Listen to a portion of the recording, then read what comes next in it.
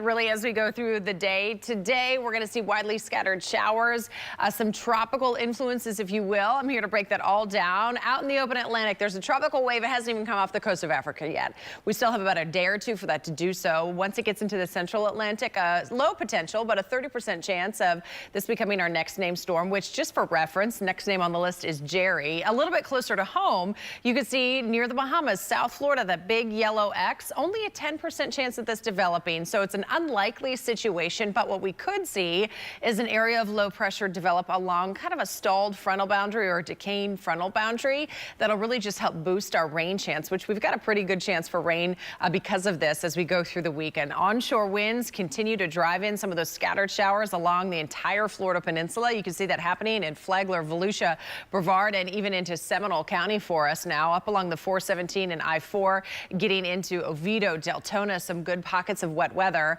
But today, a 60% chance of rain. Tomorrow, even higher, and we'll keep that rain chance elevated through most of the weekend and into early next week. But it'll be a very similar pattern to yesterday. Yes, you're going to get some downpours across parts of central Florida. You can see that happening through our late morning, early afternoon hours. But take a look at the 4 or 5 o'clock window. This is not that sea breeze afternoon timing of rain and storms. There's actually going to be pockets where it is dry outside with partly cloudy skies. It'll be breezy, but you can see through that 7 to 10 o'clock window, again, that possibility of rain will continue. So the timing is definitely shifted than more of what of our seasonal norms. But because of the possibility of excessive rainfall, especially at our coastline, Volusia, Brevard County, and a lot of the coastline extending southward under a flood watch and that flood threat as we go through the day today. But not just today, Saturday, Sunday, and into Monday. Look how the totals stack up near our coastline. Flagler, Volusia, Brevard County, easily 4 to 6 inches of rainfall, 1 to 3 inland, and you can see that elevated rain chance as we get you over into Melbourne